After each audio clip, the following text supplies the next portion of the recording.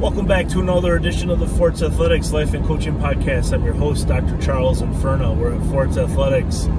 We equip coaches and athletes with the tools they seek out in order to achieve their unique and specific goals. We are recording bright and early Thursday, September 29th. Sun is kind of coming up. I mean, it's really cloudy out here. I think it's rained like almost every single day of school.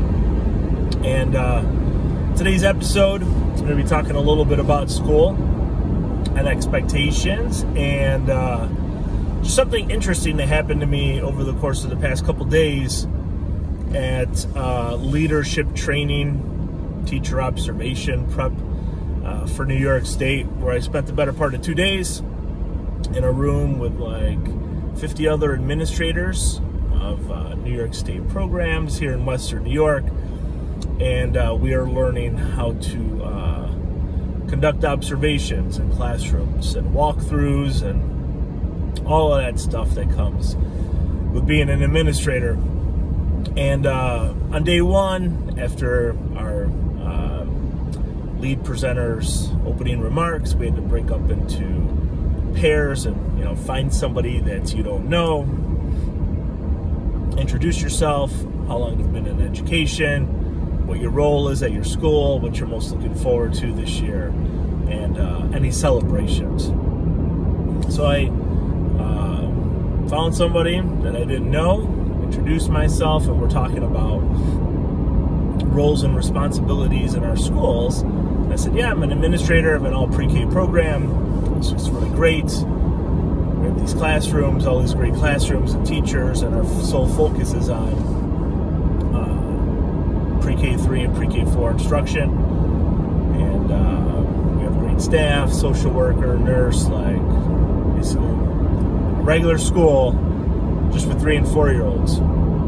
And this administrator looked me dead in the face and said, "You have to do that?" And I was like, well, I chose to accept this position. I knew what it entailed. It's my favorite age group to work with. I love doing that. But you have to go into their classrooms? And I don't know if like she was putting me on, or I was like, yeah, I try and spend like 15 minutes in each classroom every day, breakfast in the cafeteria.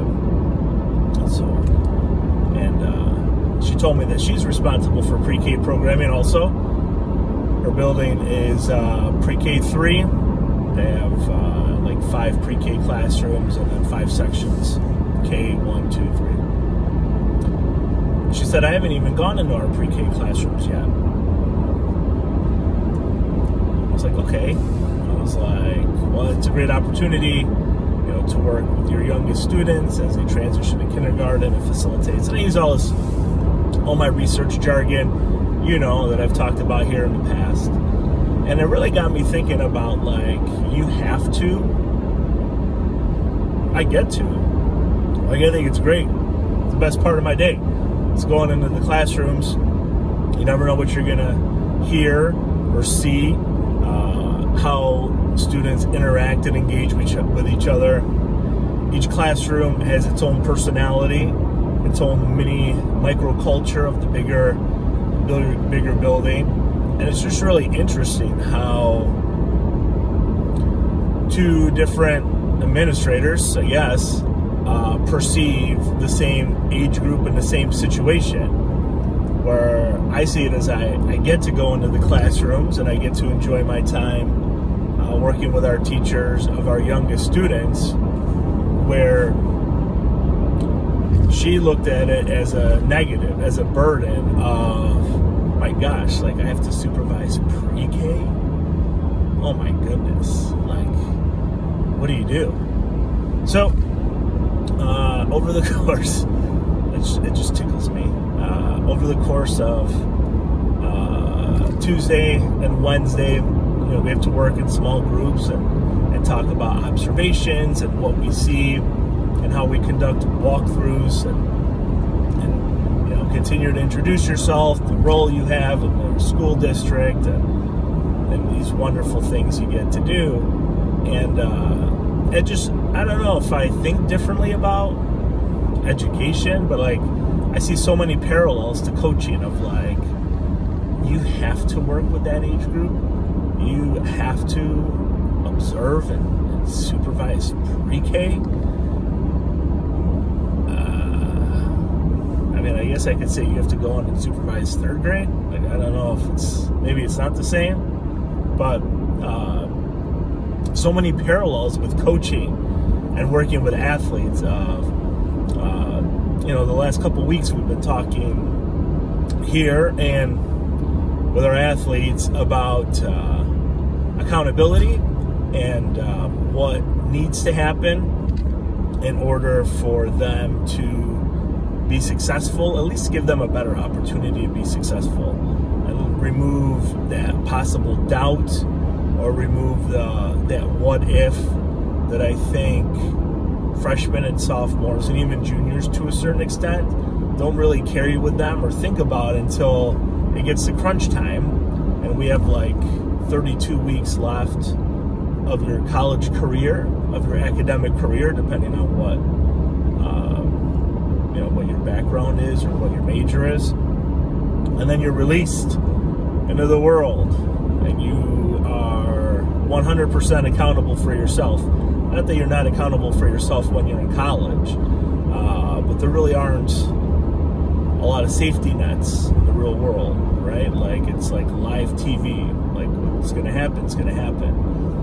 So we spend a lot of time, like, you really get an opportunity to do all these things. You get an opportunity to train, you get to, as opposed to have to. And it's really a mindset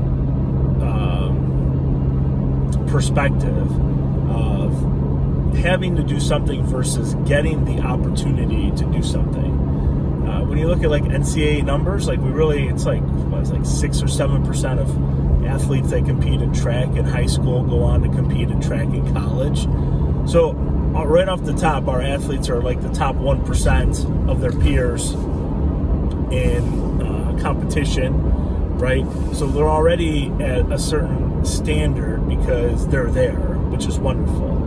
But then all of the opportunities that are afforded to them once they are there, being able to be a member of a team, a contributing member of your track team, being a support system for your teammates, being an accountability partner for your peers, for your event groups. Like, I see that as you get to do those things, because you don't have to, especially at D3. We're non-scholarship athletes, and I told our athletes 2 weeks ago at our first team meeting, I could think of a million other things to do that might be more exciting in college than put yourself through the rigors of being on a track team, right? Especially where there's non-scholarship, no opportunities to earn more financial aid, etc. So when you switch your perspective from get to have to, sorry, that's reversed. When you switch your perspective from have to get to, actually, no, I think I did say it right. There's a little less anxiety. There's less maybe fear. More comfort in the fact that you are making a decision to do that. You're committed to it. And most people don't get that many opportunities, at least in college, right? Especially with track or any other sports or any other clubs or endeavors. Like, we get to do these things. Like, I get to coach. I get to be an administrator of a school. I get to do these things. I don't have to do that. You could take a different career path or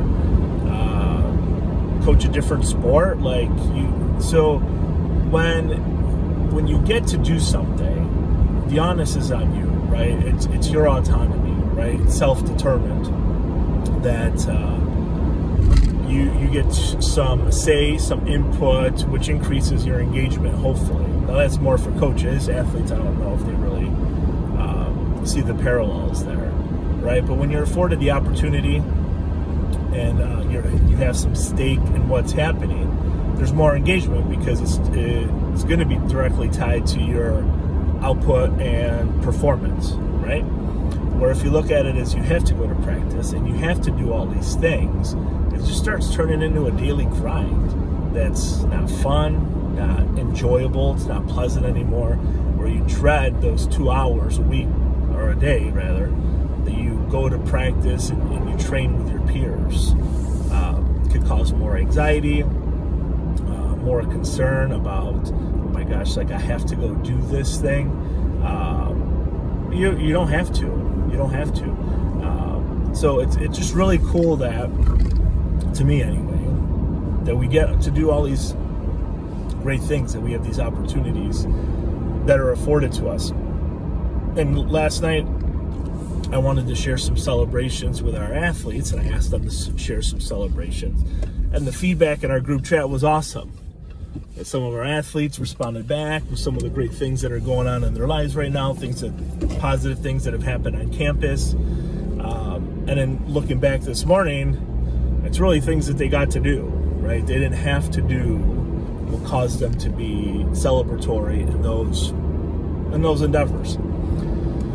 So, I don't know, just interesting dynamics, get to do versus have to do.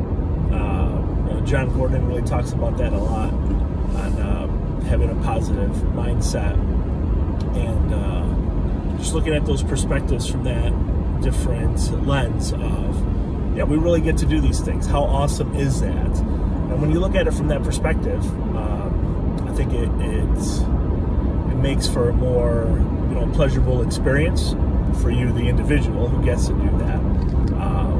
And there's more engagement, more autonomy, because you are the person that is getting to do that, and your outcomes and your performance are really going to be tied to what you get to do.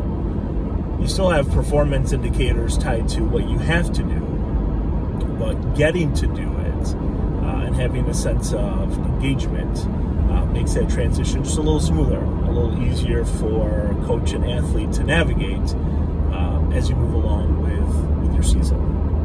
Thank you very much for listening to this episode of the Forts Athletics Life and Coaching Podcast. I'm your host, Dr. Charles Inferna, and have a great day.